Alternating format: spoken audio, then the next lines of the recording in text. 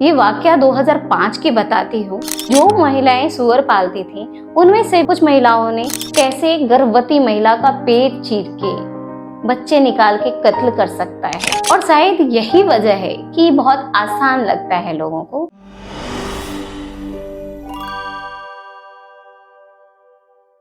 जी नमस्ते, मेरा नाम प्रतिमा कुमारी है और मैं पटना से हूँ। चूंकि पटना बिहार की राजधानी है और यह मगध की भी राजधानी रही है और यहाँ मगध ही बोली जाती है, इसलिए मैं आप सभी को अपने सबके मगही में प्रणाम करी थी।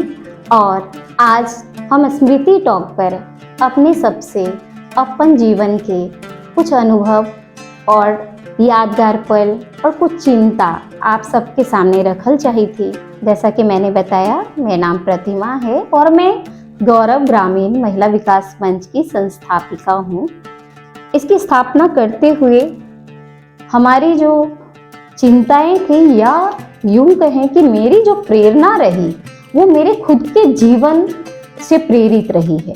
जो विषय मुझे प्रभावित किए थे कि कम उम्र में शादी होने से पढ़ाई रुक जाना, खेलने का अवसर न मिलना, और तब से लेकर के बहुत सारे हमने काम किए। काम के दौरान बाल विवाह को रोका और लड़कियों की उच्च शिक्षा में भागीदारी को बढ़ाया, जिसमें बहुत खुशी होती है उन लड़कियों को देखकर कि जो लोग 5वीं 6वीं में ड्रॉप आउट थी, वो लोग आज ग्रेजुएट हैं या पीजी कर रही हैं या बहुत अलग अलग जगहों पे काम कर रही हैं।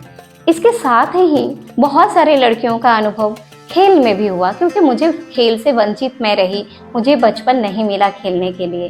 तो जो लड़कियों को हम लोगों ने फुटबॉल के माध्यम से उनके प्रजनन एवं यौन शिक्षा देने के क्रम में फुटबॉल खेलते हुए लड़कियों को देखकर बहुत अच्छा लगा। और आज उनके पास जो स्टेट और जिला लेवल के शील्ड हैं, वो हमें और काम करने के लिए प्रोत्साहित करती है। मैं आपको आगे ले चलती हूँ काम के दौरान कि बहुत सारे ऐसी महिलाएं, जो दलित महिलाएं, खासकर मुसहर समुदाय में एक भ्रम था कि मुसहर समुदाय की महिलाएं कला नहीं सीख सकती। तो जो महिलाएं सुअर पालती थीं, उनमें से भी कुछ महिलाओं ने सिलाई कढ़ाई सीख करके और आज अपनी आजीविका अपने हाथों में ली है और खूबसूरत परिवार को संभाला है।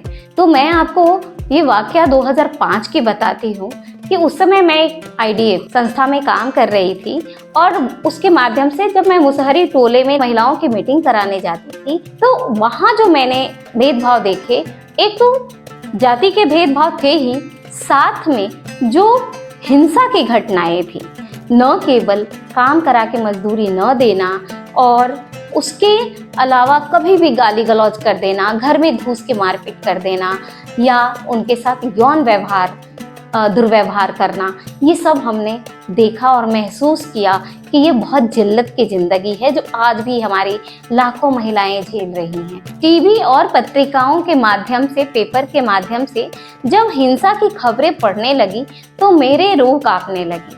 मुझे आज भी वो दिन याद है जब पहली बार लक्ष्मणपुर बाथे नरसंहार के बारे में पढ़ा और सुना था। रूह कांपते हैं ऐसी घटनाओं को सुनकर कि कैसे कोई इतना निर्दयी हो सकता है, कैसे कोई एक साथ 58 लोगों की नरसंहार कर सकता है, कैसे गर्भवती महिला का पेट चीर के बच्चे निकाल के कत्ल कर सकता है, कैसे जो अभी मात्र 1 साल का बच्चा है उसकी हत्या कर सकता है, कैसे ये समाज जाति के नाम पर इतना अपराधी हो जाता है। तो ये सब जो चीज़ें थी मुझे बहुत तकलीफ देती थी। मैं कई बार इन चिंताओं में लोगों से बात करती थी, महिलाओं से बात करती थी इन विषयों पर। भारतीय समाज में निर्वस्त्र करना कोई नया नहीं है और शायद यही वजह है कि बहुत आसान लगता है लोगों को, और खासकर दलित वंचित महिलाओं को निर्वस्त्र करना सबसे आसान लगता है, क्योंकि उनको लगता है ये इसी के लिए बनी है। इसका इतिहास गवाह है। महाभारत में द्रौपदी को भी निर्वस्त्र किया गया, तो वहां तो कृष्ण आ गए थे, लेकिन यहाँ तो भीड़ नहीं, यहाँ तो भीड़ में कोई कृष्ण भी नहीं था। कितने शर्म की बात है, कहाँ गए वो कृष्ण हमारे लिए।